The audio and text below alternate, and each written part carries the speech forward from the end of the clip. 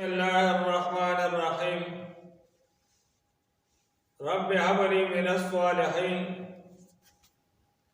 صدق الله مولانا العظيم. محترم دا قربانی دلوی اختر برس کول دا یو سنت عمل دا د ابراهیم علیہ السلام چې کله د خپل بچی د اسماعیل علیہ السلام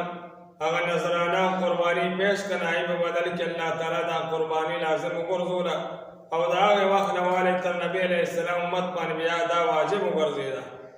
نو لہذا دا قربانی کول دا واجب دی اوس په هغه چې کوم دا هغه نصاب هغه سره موجود دی د مال لہذا قربانی دا غي د لپاره هغه 15 شرایط دي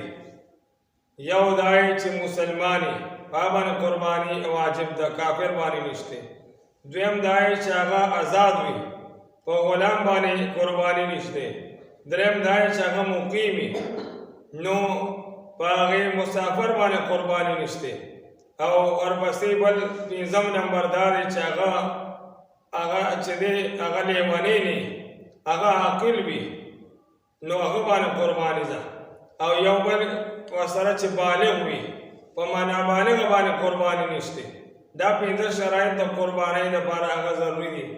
بیا قربانی په چا باندې واجب ده نو دا غي لپاره 15 قسم مالی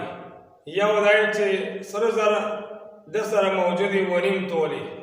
د باندې قربانی واجب ده هغه کار تیر د ورشد نشته دویم 52 تولی هغه سپیر زر د سره موجودی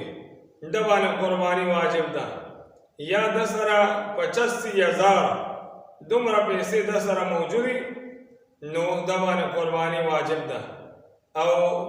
سلورم نمبر هغه دا دی چې د سره مال تجارت وي او دکې دغه نظام ته دغه مال تجارت هغه رسیږي د باندې قربانی واجب ده او پنځم نمبر دا چې د کور دومره سامان چې دغه نظام ته دغه هغه قیمت او پیسې رسیږي چې دغه اندازه ولګي بیا د باندې قربانی واجب ده نو لہذا قربانی خپل قتل پکار دی او اخلاص سره د الله رضا پکې تعالی شکر پکار دی دا یو لوی اختر بارز باندې الله تعالی ته ټول زیات حق عمل چې دی ناغمینه توي ولني نه پکار منګه تاسو له دا چې موږ د قربانی کولو کوشش وکړو خو هغه کې د وخت نیت نه کول بلکې د الله تعالی د رضا هغه نیت کول او خپل صحیح ساروی وګورو او د الله په لار کې قربانی الله تعالی موږ تاسو له عمل کولو توفیق راکړي او د دې خبر نور ته نکر کولو توفیق راکړي برحمتک